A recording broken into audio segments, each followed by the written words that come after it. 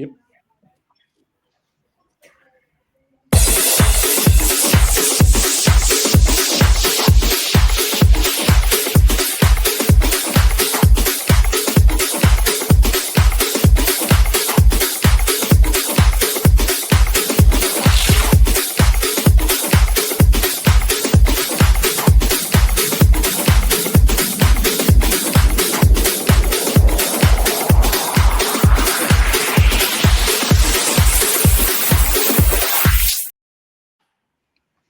Hey, we're live.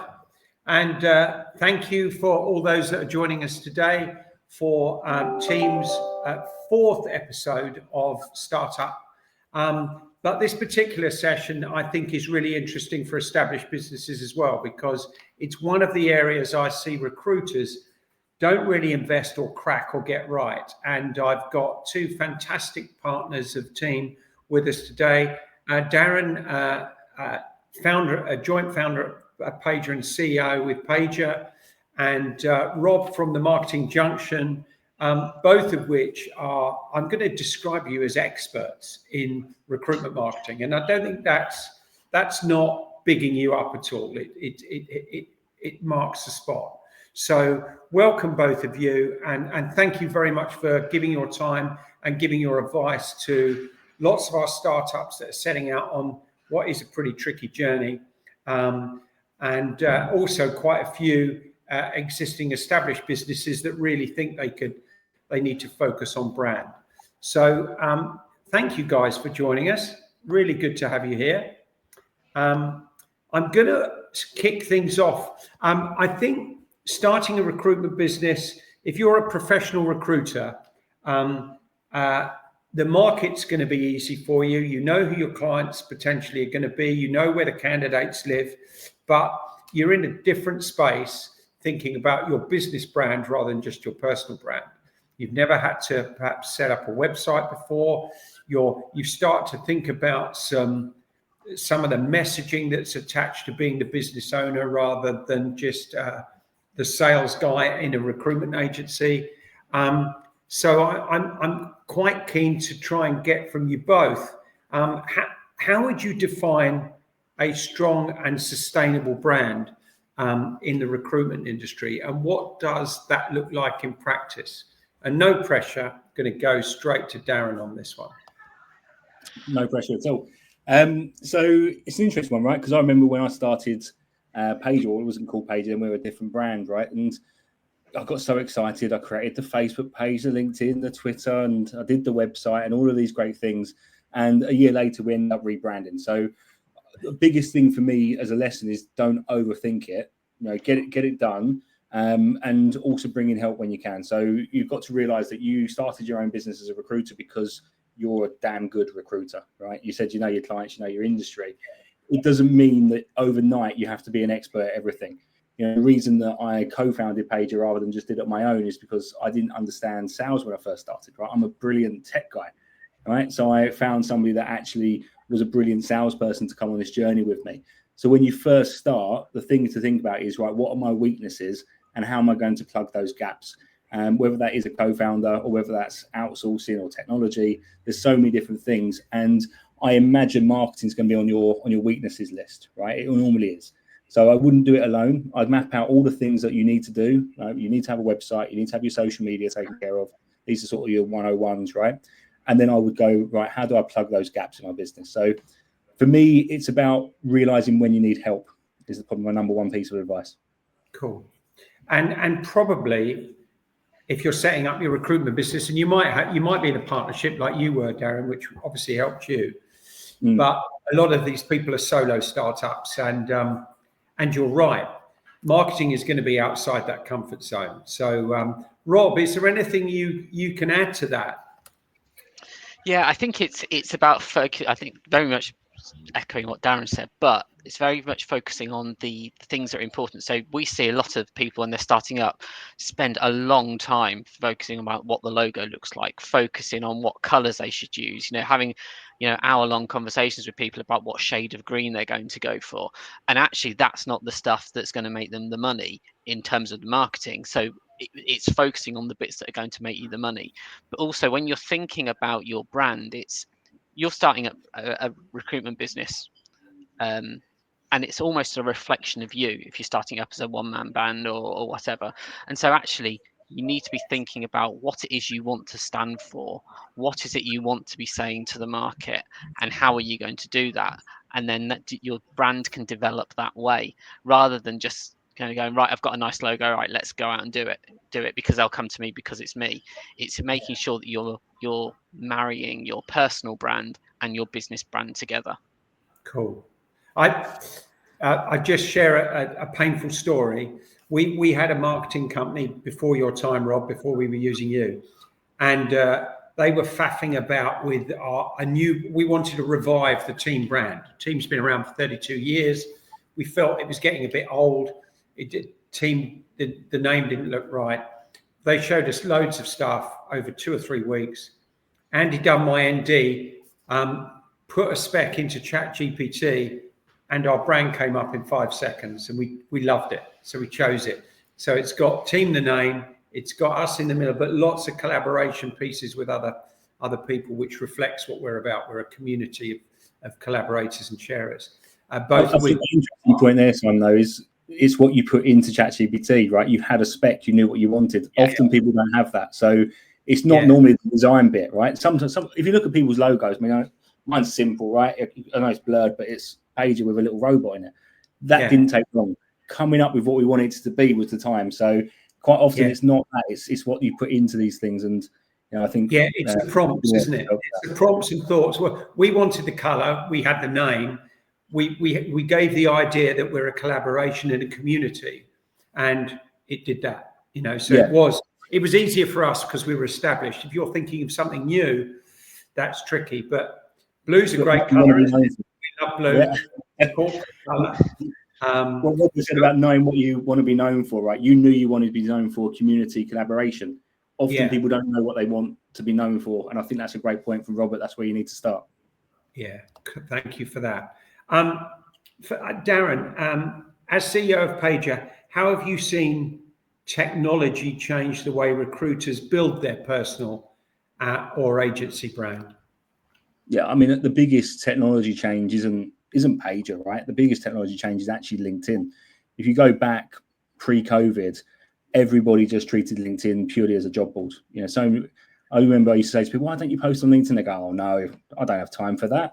Right? LinkedIn has changed the way people do new business, work together, collaborate, build relationships. So for me, the biggest technology change is actually that mind shift that social media is a real thing, even in B2B. It's not just there for B2C. And obviously tools like Paiger played a part in making that happen. But for me, what I've seen is the shift that actually COVID accelerated the idea that cold calling isn't the only way to reach people. And people embrace LinkedIn, the other side of LinkedIn, the free organic side of LinkedIn, to actually start nurturing those relationships, building up touch points. I speak about touch points so much, and it's, Robert might correct me here, but I think it's more like 33 touch points in the digital age that you need to have with someone for them to trust you and do business with you, when it used to be more like 7. So for me, what I've seen is that it takes more touch points for someone to trust you, but also it's never been easier to build up touch points with somebody. Yeah, and through that medium, you don't have to throw loads of money at it. It's energy and time and creativity and having the subject matter that's really hitting your target audience. Rob, anything to add to that before I grill you with a direct question? No, I think it's I think what we see is that you need to. There's loads of tech out there, but actually it's finding tech that understands recruitment. And I think sometimes we see people, especially when they're starting up, they're trying to find the cheapest tech they can, and we see them find the most obscure piece of tech that's out there that they think is going to do a great job, and it doesn't. So actually it's worth investing that little bit of money in the right tech with people who know what they're talking about, like Darren. That will actually hold your hand through that process as well. The question for you then, Rob, what are some of the biggest misconceptions recruiters have about recruitment marketing today. And I think people get confused with marketing and branding.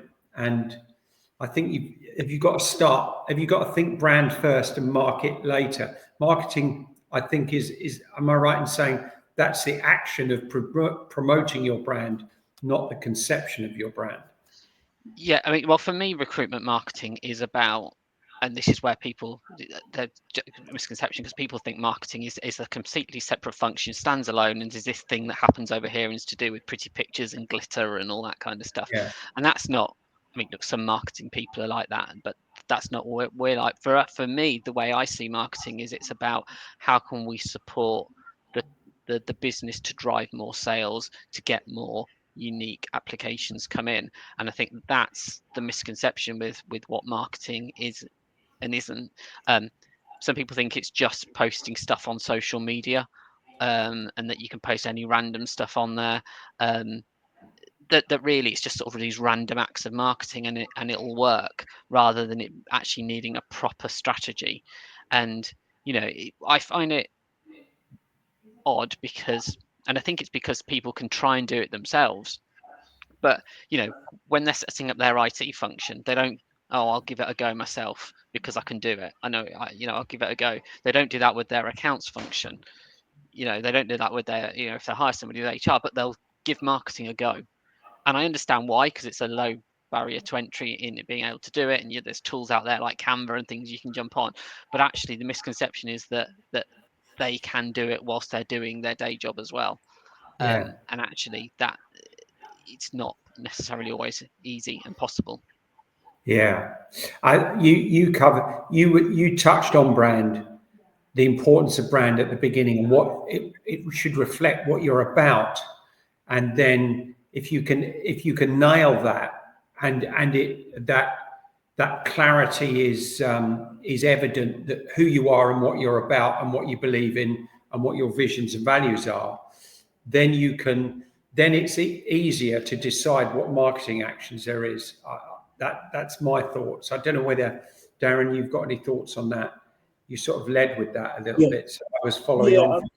I think it's important to remember why you build a brand and why you start a business. So you might be starting your business now and thinking, this is a lifestyle business. It's going to pay the bills. It's going to get me through to retirement. Or you might have the ambition to grow the business and one day exit.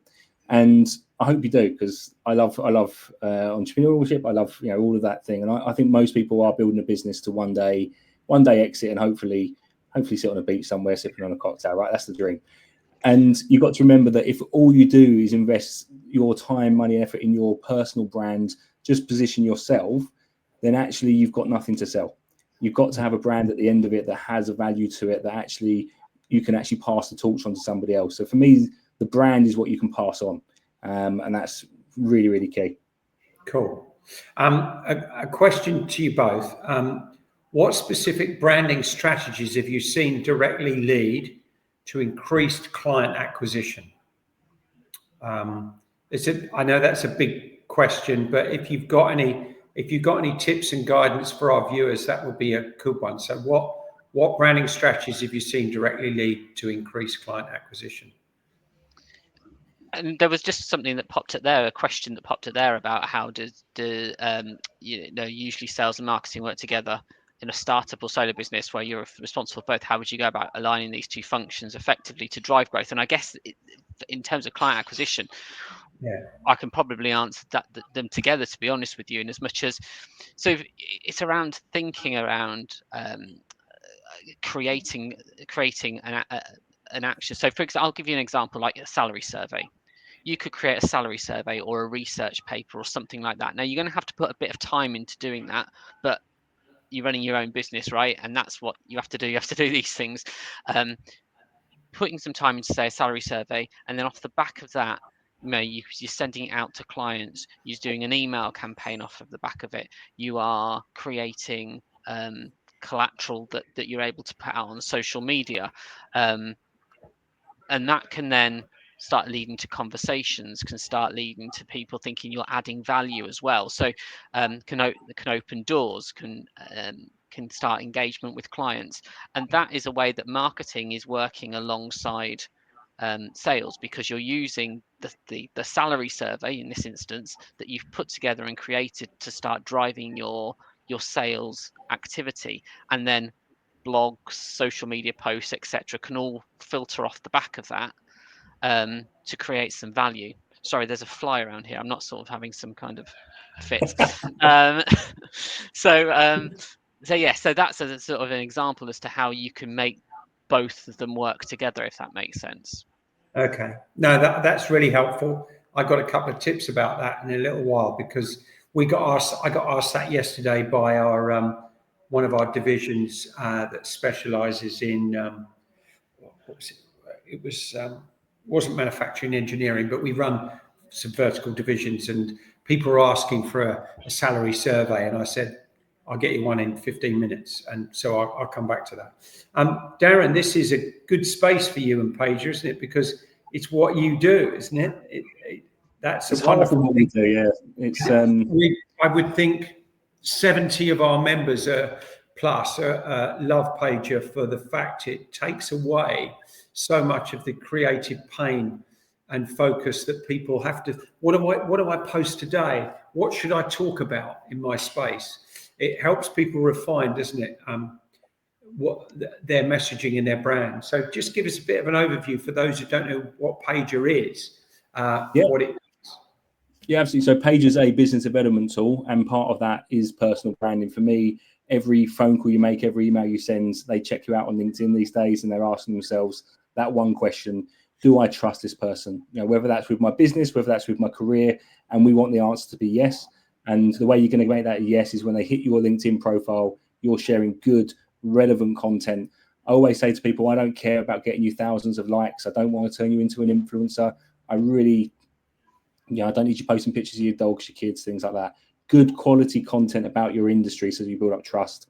And then the other side to Paiger is, once you've got that underpinning your strategy, we deliver new business leads to you every day. So people that are hiring in your space, help you to research those businesses, find the decision makers, the contact information, present the CVs to them absolutely beautifully, anonymize and spec them in. So it's about having a two-prong approach to new business all in one place.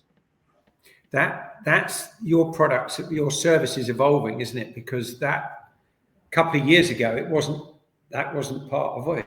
You've really developed that. That's cool. Yeah. Thank you. It's been a long 7 years.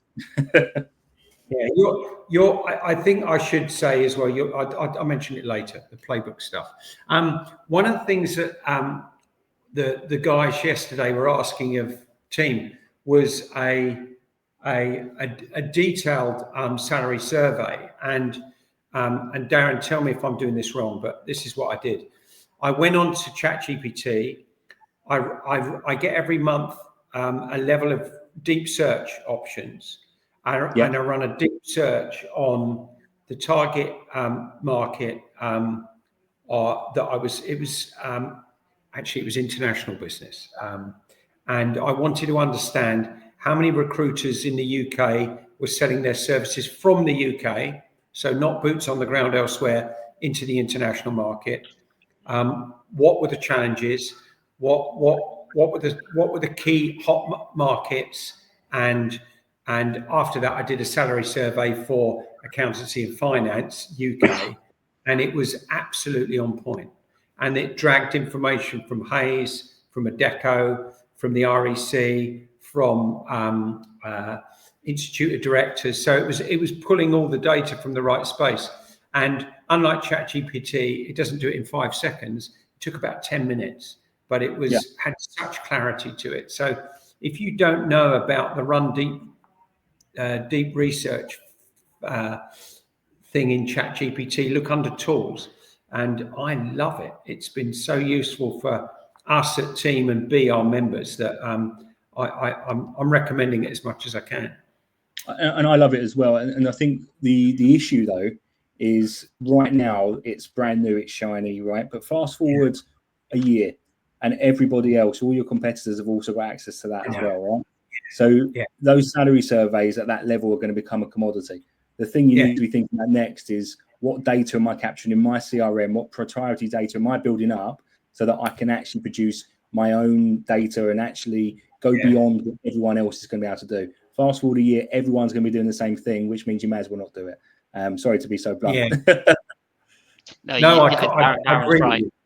Yeah, no, Darren's absolutely right. We see that a lot, and I think it's also when you're creating these things, it's again thinking about why you're doing it and how you're doing it and how you action it, because we could all go off and create a salary survey for the next, in the next 15 minutes, but it's what we then do with that data, how we market that data out there, how we distribute it out to the various channels to ensure that we're, and then when people come in back into the business, how we channeling them to take some form of action, applying for a job, registering a vacancy, etc.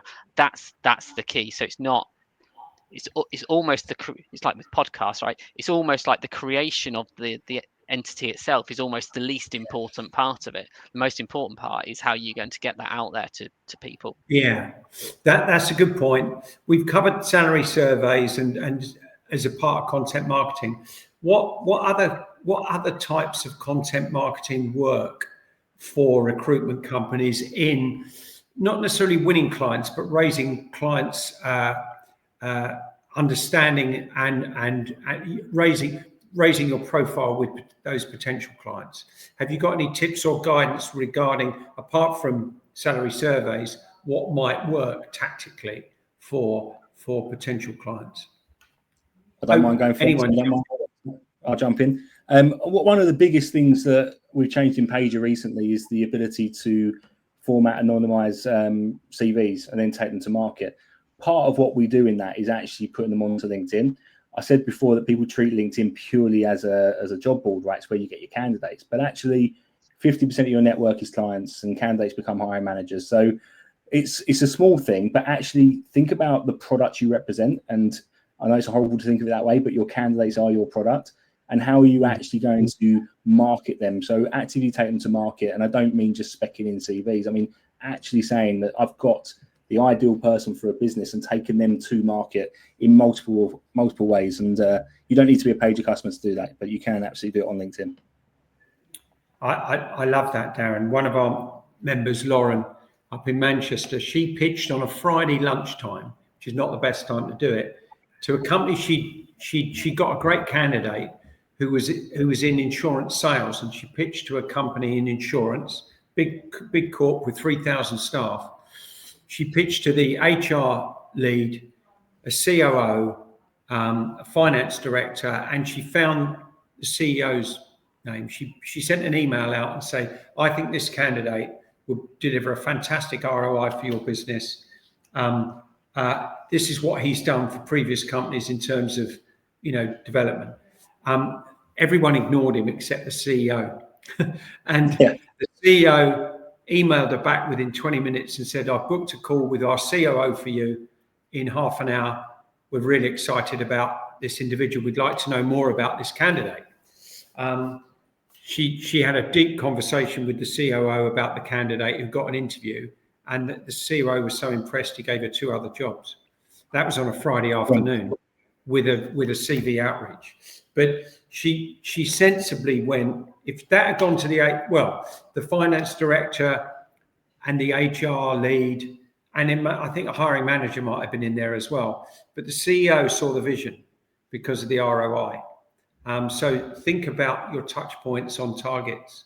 Don't have one, because in bigger business, the decision makers have different motivators, and the COO was thinking this could give us vision. This could take us a lot further with regard to this individual.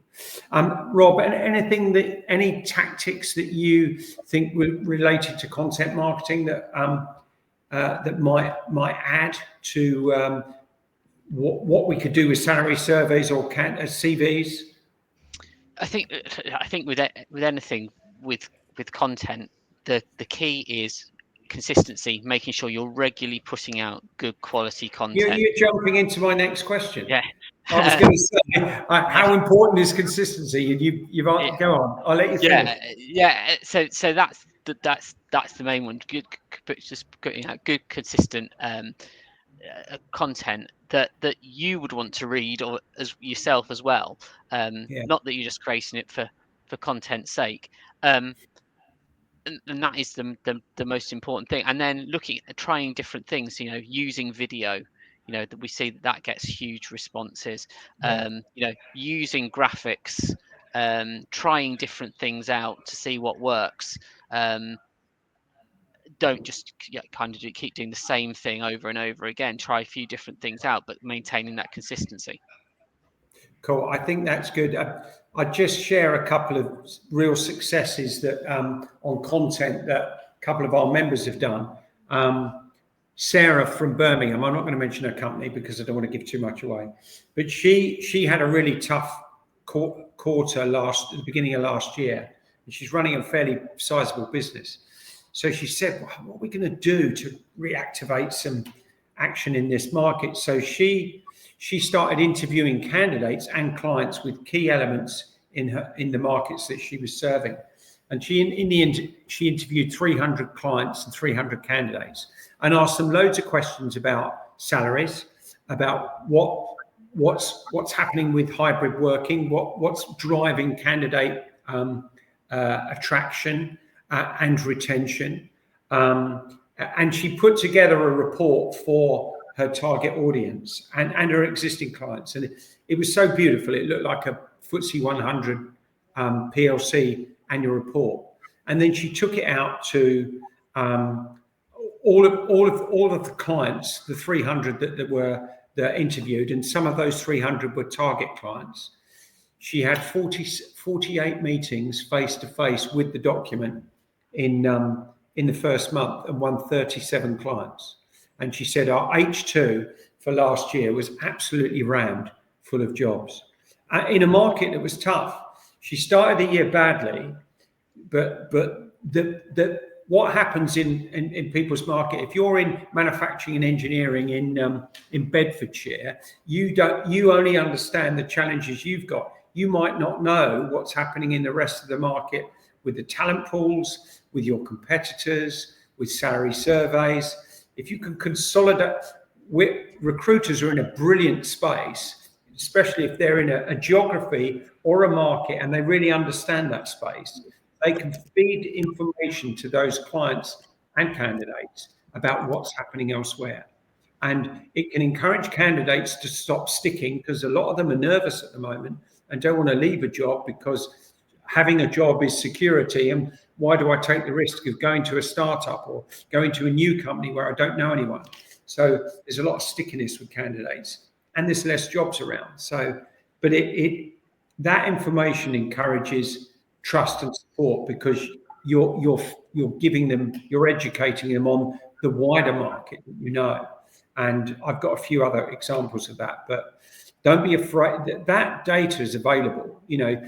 Sarah worked the market hard by doing one-to-one interviews with 300 candidates, 300 clients. Guess what she's doing this year? She's interviewing 1,200, because it'll be bigger.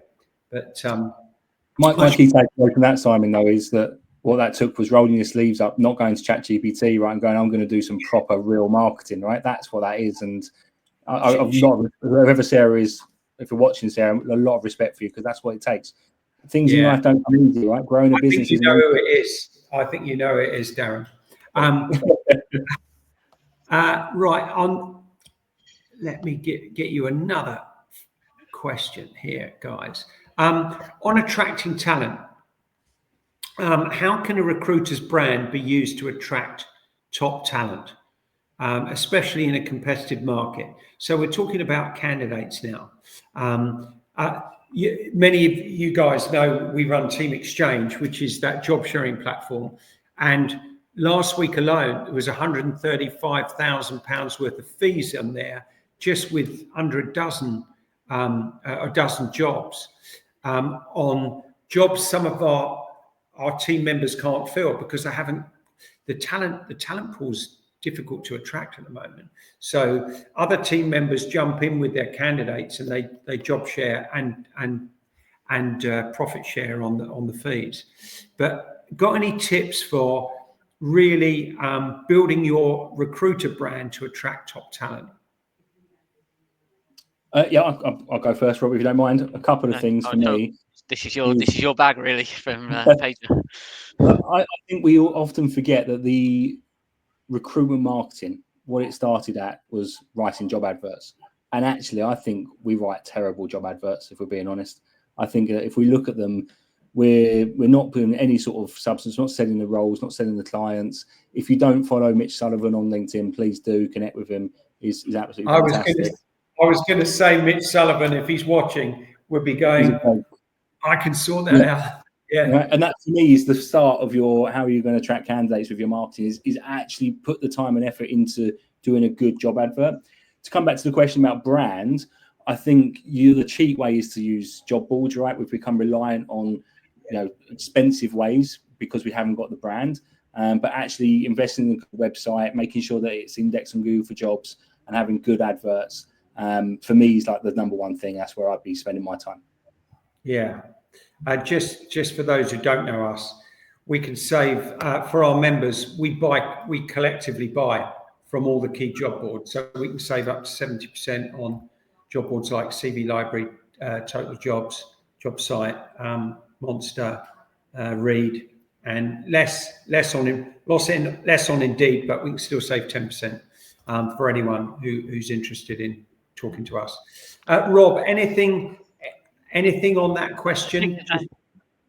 Yeah, I think just a couple of things. One is that I think it's, when we're talking about talent, everyone's talking about trying to engage new talent, but actually a lot of databases already have talent on there that you're just not engaging with. And when we've done a lot of analysis with people when they're spending job boards, often they're spending money to engage with people who are already on their database, but they're doing it through a job board. So actually start with your database, make sure you've got a plan.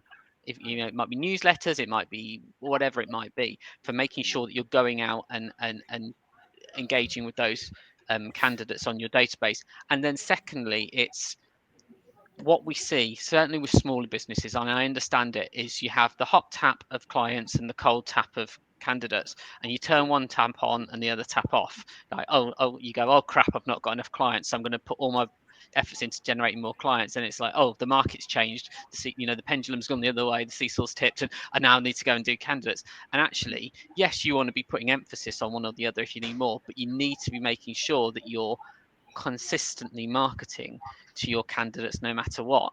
And I think sometimes if you've got not many jobs on, but there's loads of people looking for jobs out in the marketplace, you're tempted not to post your jobs onto social media. You're tempted to be a little bit quieter because you don't want people to apply to them because you can't manage the response rate. But that then stores up problems, because when you do need the candidates, you haven't built up that goodwill, you haven't built up that equity in your brand, both personal and your business brand. Yeah, I get that. Thank you for that. Can either of you share a story or example of a recruiter who turned their personal brand into a talent magnet? So they really developed that personal brand into a business brand that became a talent magnet for candidates? I mean, I can't share specific stories, but we've got hundreds and maybe thousands of reviews on the website, right? But I mean, I spoke to someone the other day that made a £38,000 placement in the US market by having a really good candidate that come to them through their personal brand and then enter them to market. So if you think about it, it's just about I keep coming back to it, but having the product. If you've got the product, people will hire even if they've not got open roles. You mentioned that CEO earlier, right? Come to me with a really good salesperson. I'll probably open up a door here, but a really good salesperson, proven in rec tech, hit targets, smash through targets, self-sourced. I'm hiring them. It's not on our website, but I'll be hiring them. So you just got to remember that your product is what you need, and your personal brand plays a key part in attracting that. That's grand. Thank you, Darren. Yeah, and that's a good example in America as well, which is a great market for a percentage and also salaries, isn't it? Rob, anything to add from some of your client pool? Yeah, I think it's very similar. We're working with a lot. I think it's the people that show real personality online and consistently doing, consistently marketing themselves out there. They're getting the returns. The people that kind of do these random acts of marketing aren't getting it. But actually, and it might be finding something. So there's the guy that sells the CRM software who I always post pictures of his packed lunch, right? That's his shtick. So if you can fix on something like that, actually you've got that, there's something like that. If you can find that one little thing that kind of is quite quirky, that can work really well. But otherwise, it's just being consistent with putting out good quality content all the time. That's what you need to do. And focusing on the market or the geography you serve, so that people go, "That's me." Yeah. Yeah. Cool. Yeah. Being very specific about, if you're working the technology market in East Anglia, you're constantly talking about stuff that's going on in East Anglia, you're talking about tech, etc., and really making sure that you're focusing on that. Cool. Thank you very much. Now, Darren, here's one for you. Apart from Paiger, and then what are the top tools or platforms you recommend for recruiters building their brand today? And you mentioned LinkedIn, of course, and how you use LinkedIn. But is there anything else you might use? Any other mediums that you would use apart from LinkedIn? Completely depends on your market. So the question to ask yourself is, where is my audience? And for the vast majority of people we work with, LinkedIn's the answer. But if you're in blue collar construction, for example, TikTok might work for you. Facebook might work for you. Instagram might work for you. There's so many different things. So you would need to map out your audience first of all and ask yourself, right, where do they live? And that will probably be different whether they're candidates or clients, because most clients, your hiring managers will be on LinkedIn, but maybe your candidates won't be. So you've got to go for that exercise before you even do a single thing. Just map out your audiences. Work with someone like Robert to do that, right? Don't try and do it on your own. And then that will layer on the tools you need. In terms of tools to build your brand, obviously I'm going to say we're the best one. I'm genuinely not aware of any others, so I'll let Robert throw in some other ones, because, and that's not me being facetious, I just don't know any. Good. I think that's a really good point Darren makes. We meet a lot of people who go, can you help us make this tech work? And my first question is, well, when you bought it, what was the problem you were trying to solve? And often it's, well, we don't know what we were trying to solve. We just bought the tech because we liked it. We were sold it, right? Rather than thinking, what problem am I trying to sell, and what's the tech out there to buy it? Genuinely, Darren is right. If we're talking about personal branding, then there really is no better or other software really than Paiger, and we always recommend Paiger to clients because it works. I think if we're looking at other tech that you'd want to invest in, obviously you want to invest in a good website. You don't want that falling down all the time, that kind of stuff, and making sure you've got a solid email marketing platform, whatever that might be, to make sure that's working well, and that will help you generate drive your personal brand. But Paiger is the one. I mean, we're using HubSpot now, and we made it work properly at last. But we were using MailChimp, and you gave me a really good tip, Rob. The Brevo did exactly what MailChimp did, is probably about half the price, and that was really good. We used that for a little while we sorted out our problems at HubSpot, and that was fabulous. I think it's finding the right thing that does the job you want. There's so many people out there that have bought the Ferrari to do the school run in tech. And you go to them and they're using kind of 5% of this product and spending a lot of money on it. So, actually it's no good having this tech if you then can't use it to add value, which again, I can say this because Darren can't, Paiger is exceptionally good value for money because you get great tech at a great price, whereas often you only get one of those with the LSs out there. Thank you. How would you measure whether your brand is actually working? Brand and marketing, I would say. If it's on platforms like LinkedIn, is about likes and followers. I'm being a bit shallow there, but you can see where I'm coming from. For me, the only measurement that actually matters at the end of the day is revenue. But you've got to accept that you won't be able to measure that maybe for 3 to 6 months if we're talking about personal branding. It's not an overnight switch. But there'll be indicators like increasing company followers I'm interested in, because that's how many people are going to see your brand. But then your website traffic, I'd fully expect your website traffic to be ticking up nicely over time. And then the conversions you get from job applications, job alert registrations, client inquiries, inbound inquiries, you should be tracking all of those in your CRM, and you should be seeing an upward trend. which will eventually lead to revenue. So if you look, for example, in the call to action in here, I made sure we had a UTM source equals team webinar. That's so I know people came from this webinar I've done, and I might not work with you for another 6 months, but in 6 months' time, I can go, actually, you first heard of Paiger because of Simon and team. So it's all about leading indicators, but ultimately the only goal is revenue. Yeah, that's cool.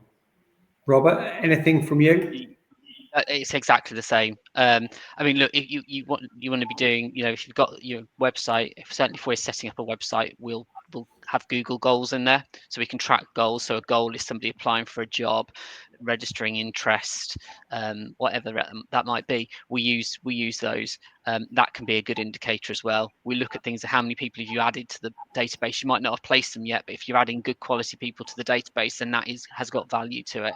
But yeah, the ultimate metric is, are you making money from it? But it is hard to track. And I guess if you're a smaller business or a solo, actually it's easier, conversely, because you're quite honest. If we're working with a larger business, then every single recruiter wants to say that they headhunted a candidate and that the client came to them because they're amazing.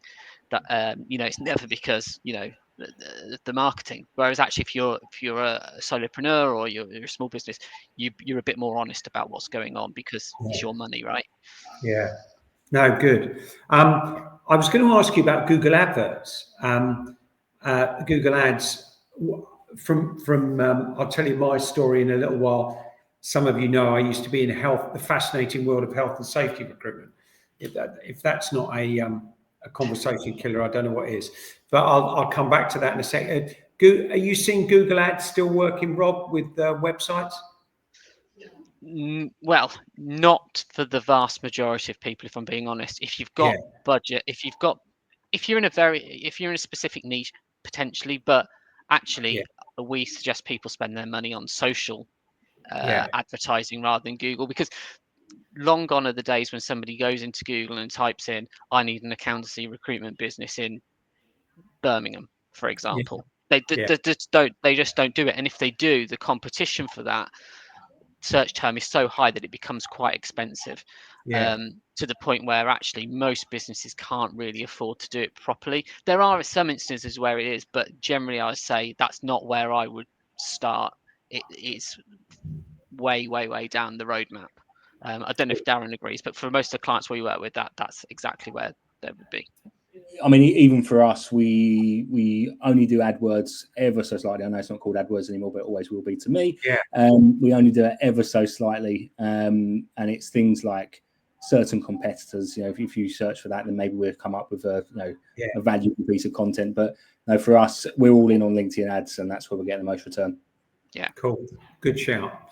I won't give my example because it's probably out of date, because the world has moved on. Thank you for that. I'm just going to try and look at,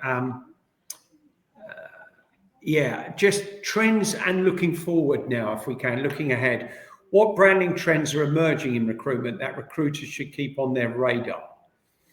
So are there new branding trends that are emerging? You mentioned earlier, Darren, TikTok, which is something I up until about a year ago, I hadn't heard used in the recruitment space, but I'm hearing it more now. Yeah, I mean, it started off as silly dances, right? Let's be honest, that's what it was. Then for the B2B space, recruitment space in particular, it was more for your internal talent acquisition, especially when, as an industry, we were so big on hiring grads, right? Fantastic place to reach those grads. But more and more, as a nation, if you like, we're embracing short form video, TikTok. We're all doom scrolling. So actually, I do think it plays a place in B2B. It's harder to be targeted. So for us, for example, it's easy to do like a funny video about recruitment and then drive that back. But am I reaching the decision maker? Is it someone that actually has got the buying power to buy Paiger? I'm not really in control of that. So for me, it lacks the targeting that you can do on the likes of LinkedIn, but it's not a channel you should ignore anymore. Cool. Rob, anything to add? No, I think AI is going to continue to be on everyone's radar and needs to be on everyone's radar. but I think it's finding the product that's going to help you to do that. And there are so many out there that are sort of that are coming onto the market in terms of general marketing that actually, I'd say at the moment stick with the tried and tested technologies that are out there, not these shiny things over here that are here today and gone tomorrow. Okay.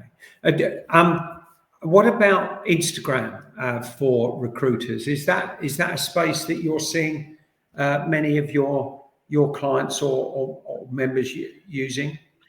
It probably goes back to the TikTok answer that Darren gave, to be honest with you. It depends what market. I mean, if you're placing exec search people, probably not. If you're placing, kind of more blue collar workers, then we are seeing some take on that. But actually, Facebook is working better for blue collar at the moment still. Okay, cool. Thank you for that. How do you see AI? Sorry for jumping the gun a bit. You did it again, Rob. AI and automation key in this sentence, impacting brand building in recruitment. I think AI is getting. I think the problem with, well, not the problem, but the issue is with AI is it's making recruiters, it's making it seem easy for recruiters to do stuff, so they're just pumping stuff out.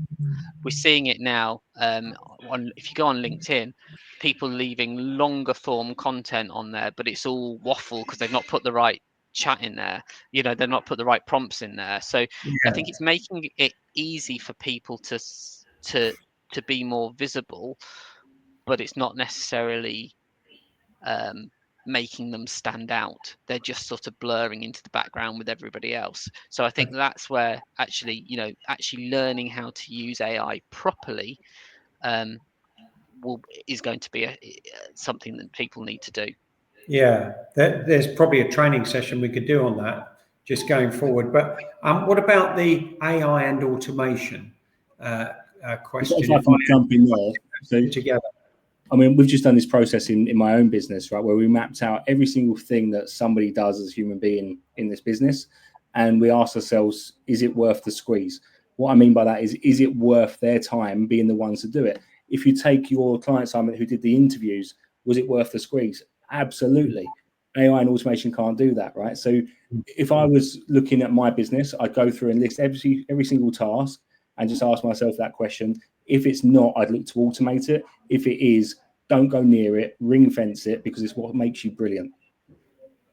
That's great guidance for a solo or a small business starting up, where the business owner suddenly becomes the salesperson, the marketing individual, the resourcer, credit controller, accountancy and finance, compliance, everything else. Either outsource it or find some tools to do some automation in there so that you can focus your time on the stuff that really makes you money, and that's engagement with clients and candidates, isn't it? That's Absolutely. Never automate that. Please don't automate that.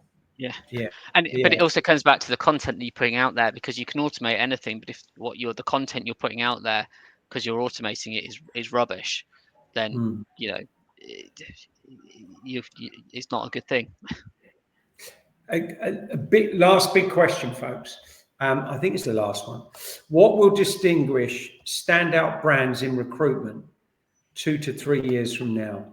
And if you know any, it doesn't have to be people we know, but if you've seen brands in recruitment that really impress you, tell me about them and share what you think is impressive. So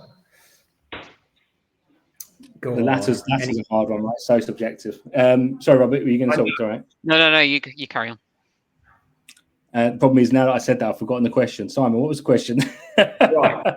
Well, like I always do, I ask you one question, then I add something by ad-libbing. I wanted to know what's going to create standout brands in recruitment in 2 to 3 years' time. But are there any standout brands that you love at the moment? So you could choose one or the other of those questions if you like. And why do you like them? Yeah. So what's going to make you stand out is actually by ignoring the noise. And I know it sounds a weird thing to say, right? But it's so easy right now to be distracted, to try to automate everything. AI is coming to take our jobs. It's so important to remember that the reason this industry is absolutely brilliant is it's human to human. And if you can concentrate on making sure the human to human part is the best it can be, and I include marketing in that, right? Because humans are the ones that see your marketing. That's what I'd be concentrating on. You might be sitting here going, look, the market's a bit tough. I get it. We've got to remember it's a massive market, right? Billions, $1 billion market. It's not it's not a small market. There's jobs out there. To concentrate on that. And if you do those things and you don't try to automate the wrong things, what will happen is in 3 years' time, your competitors have automated the wrong things and you're the standout brand. Yeah. Cool. Yeah. Rob, anyone, anything to add to that, or is anyone really impressing you in the recruitment space at the moment with what they're doing? Well, all our clients are impressing me, but I think that's because of what we're doing for them. No, I'm joking. Yeah, I think it's that hyper-personalized experience that people are looking for, and I think they're craving that more so now. I think with AI, you go through to chatbot, you can't actually speak to anybody for ages. It's frustrating, and so people are looking for that hyper personalized experience. I think it's making sure that you've got authentic values that are integrated throughout your business, but that comes through your marketing. I think they're the two that I think are really a standout for me. That the kind of, if you can do that, you will end up standing out from the crowd of beige. Well, gentlemen, that has been fabulous. Lots of tips and guidance there. And if any of our viewers are not following you two guys and your businesses, then they're making some big mistakes straight away, because they can learn a lot from what you do and how you can guide people. So thank you very much for joining us today, Darren and Rob. I hope you've enjoyed it all, everyone, and let's look forward to meeting you guys soon on the road trips that we have around the country, and thank you for supporting Team and your ongoing contributions. Bye for now, everyone. Thank you. Bye. Thank you. Bye. Cheers, folks.